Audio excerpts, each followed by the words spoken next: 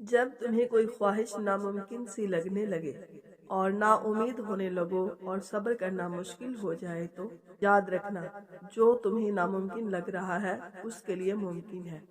نا امیدی نہ ہو، یہی تو صبر کرنا ہے، یہی تو اس کے کن پر کامل یقین کرنا ہے، یہی تو تمہارے صبر کی آزمائش ہے۔ اگر اس نے تمہاری خواہش پوری نہ کرنی ہوتی تو وہ دل سے اس کا خیال بھی نکال دیتا، مگر اس خواہش کا بار بار یاد آنا اس لیے تو ہے کہ تم اس سے مانگتے رہو، اور ایک روز وہ اس ناممکن کو ممکن کر دے گا، تمہارا ادھورا خواب مکمل کر دے گا۔ ایک روز تمہاری آنکھیں دعاؤں کی قبولیت دیکھیں گی، بس تم اس پر کامل یقین رکھو۔ امام صاحب کا صبر۔ امام اعظم ابو حنیفہ رحمۃ اللہ علیہ کے والد کا انتقال ہو گیا۔ 3 دن تعزیت کے لیے بیٹھے رہے۔ 3 دن کے بعد باہر نکل کر چوک میں آ گئے۔ ایک بندہ آپ کا حاسد تھا، سخت مخالف تھا، اور سارا علاقہ جانتا تھا کہ آپ کا مخالف ہے۔ جب آپ باہر نکلے تو چوک میں بہت سارے لوگ تھے۔ وہ بھی سامنے آیا اور السلام علیکم کہنے کے بعد کہنے لگا، ابو حنیفہ، سنا ہے آپ کے والد انتقال کر گئے ہیں؟ فرمایا ہاں۔ کہنے لگا، اپنی ماں کا نکاح میرے ساتھ کر دو۔ اللہ اکبر! ایسا سخت جملہ کہ انسان کی نیند میں سوراخ کر دیتا ہے، انسان سو نہیں پاتا۔ آپ رحمت اللہ علیہ کھڑے رہے۔ کہنے لگا، اماں کا نکاح میرے ساتھ کر دو۔ جملہ سخت تھا مگر بات تو شرعی تھی، غیر شرعی تو نہیں تھی۔ تو امام صاحب کے ساتھ جو شاگرد تھے عقیدت مند تھے، انہوں نے تلواریں نیلام سے نکالی۔ آپ رحمت اللہ علیہ نے فرمایا، چپ کر جاؤ، ہم کوئی لاوارث تو نہیں ہیں۔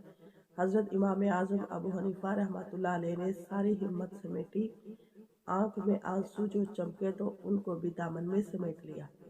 ہمت جمع کر کے کہنے لگے، میاں تم نے کہا ہے میں اپنی ماں کا نکاح تیرے ساتھ کر لوں تو عدت گزر لینے دے، تیرا نام لے کر اماں سے بات کروں گا، اگر وہ تیرے ساتھ نکاح کرنا چاہے تو مجھے کوئی اعتراض نہیں۔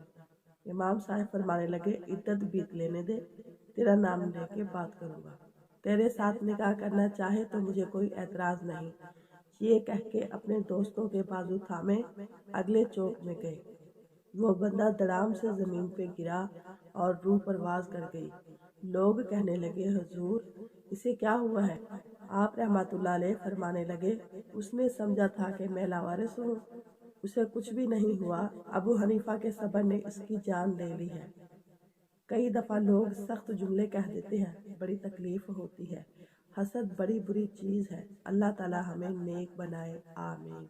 جنہوں نے نماز فجر ادا کی وہ اللہ تعالیٰ کا شکر ادا کریں، جو سوئے رہے وہ فکر کریں۔ اگر نماز فجر کے لیے بیدار ہونا آپ کی پہلی پلاننگ نہیں تو باقی دن کی پلاننگ کا کوئی معنی نہیں، کیونکہ آپ کے دن کی شروعات ہی ناکامی سے ہوئی۔ صبح کی نیند انسان کے ارادوں کو کمزور کرتی ہے۔ منزلوں کو حاصل کرنے والے کبھی دیر تک سویا نہیں کرتے۔ پابندی سے نماز پڑھنے والوں کی آنکھ لگ جائے تو اللہ پاک ایک فرشتہ بھیجتا ہے، جاؤ میرے بندے کو نیند سے بیدار کرو، کہیں اس کی نماز قضا نہ ہو جائے۔ نماز کو محبت سمجھ کے ادا کرو گے تو اللہ پاک دوسری نماز کے لیے تمہیں خود کھڑا کر دے گا۔ جائے نماز وہ واحد جگہ ہے جہاں رو بھی لو تو سامنے والا تماشا نہیں بناتا۔ نماز کے لیے دنیا کو چھوڑ دو، لیکن دنیا کے لیے نماز کو مت چھوڑو۔ اللہ کو پا کر کبھی کسی نے کچھ نہیں کھویا، اور اللہ کو کھو کر کسی نے کبھی کچھ نہیں پایا۔ اے اللہ ہمیں نمازی بنا دے، آمین۔